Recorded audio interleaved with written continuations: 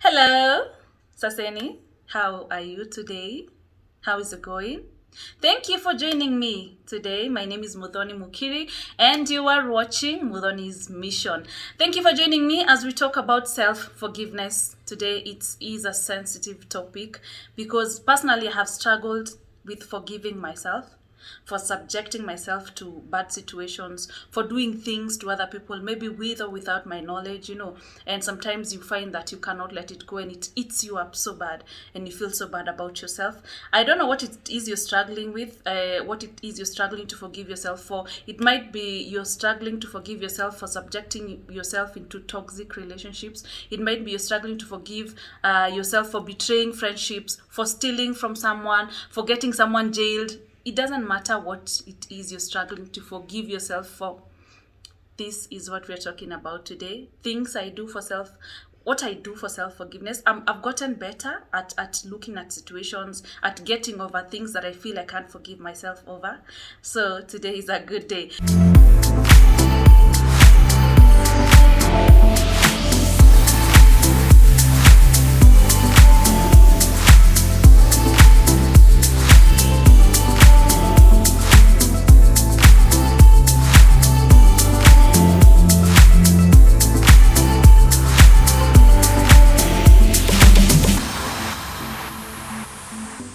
So two things happen when you do something when you feel you let yourself down, or when you make a mistake.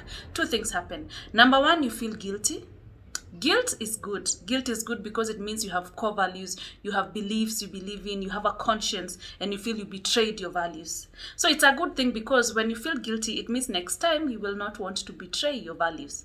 So number one, you feel guilty. Number two, you feel shame. Now, shame is the mother of I don't know what. It's the worst of all, because shame attaches you to what you did.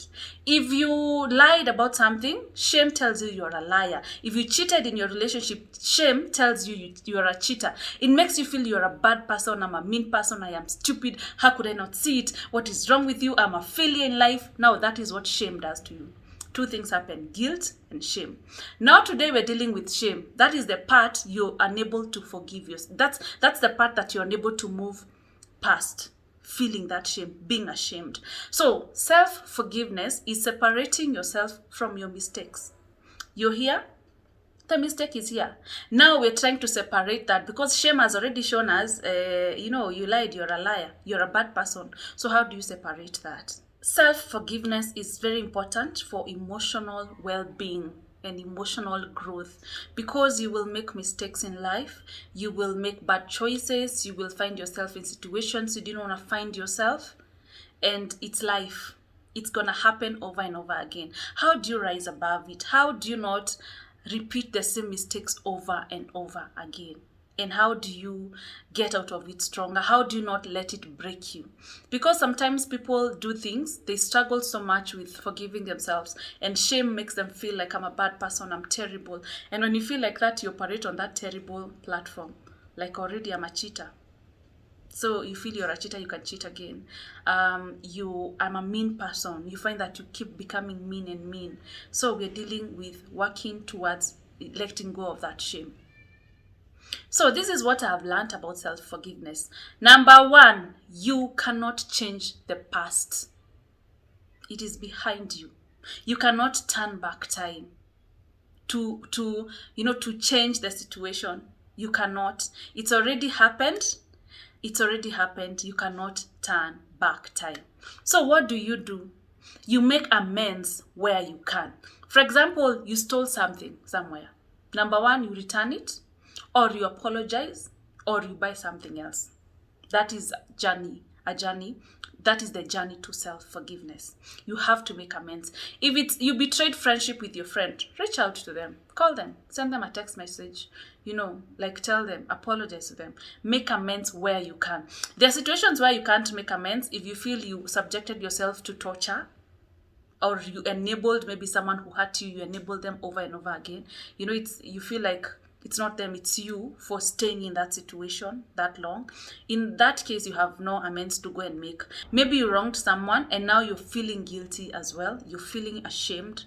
You struggle to forgive yourself. why don't you first ask for forgiveness from the other party? If you can, make amends, number one. Make amends where you can. And then now we continue with self-forgiveness. Number two, give yourself a break.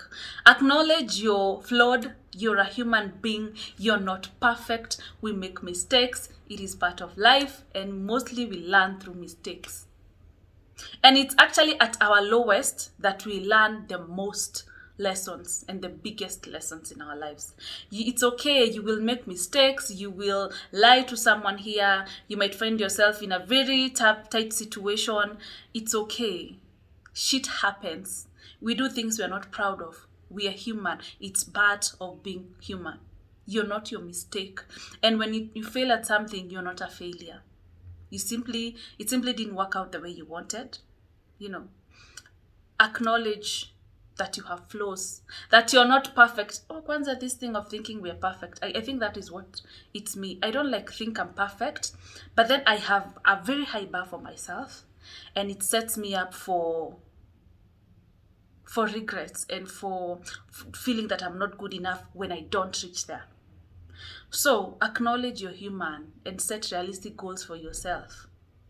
And the reason why we struggle so much to forgive ourselves is that because we have that self-righteousness thing. Mimi mudhoni, mimi sifai kufanya hivyo. As in, when you hear someone else has done the same thing you did, you're like, that one can do that. Okay, why can't you? Because I'm mudhoni, I'm righteous. I'm righteous. I'm righteousness. I am very righteous. So acknowledge you're human. It's okay. You will make bad choices when choosing men. You'll make bad choices in dating. You will make mistakes in the business world, in our friendships, in our families. You will do things you're not proud of. Acknowledge you're human. You make mistakes. You're not God. You are not God. So number 3, this actually really helps me a lot, because now I know when I've done something and I'm feeling guilty, I'm feeling bad about myself, I know I cannot go back to the past and correct it. However, I look at what can I learn moving forward. I betrayed my friend, for example. I told a secret I was not supposed to tell. What should I learn moving forward? Friendships are very expensive. You don't betray your friends. I don't want to feel like this, the way I'm feeling again, so it will not happen again.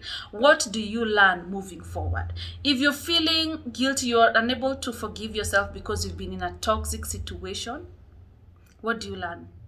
You will not let yourself down again. You will not let a man put his hands on you again. You will love yourself more.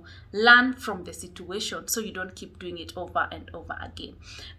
A mistake is not a mistake until it's repeated.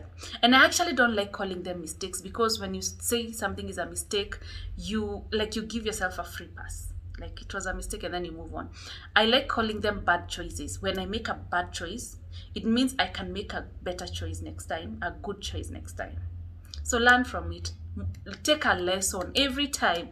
Every time you feel you're struggling to forgive yourself, maybe for subjecting your children through maybe abuse, or for chasing your mother out of your house, whatever it is you're struggling to forgive yourself, learn from it.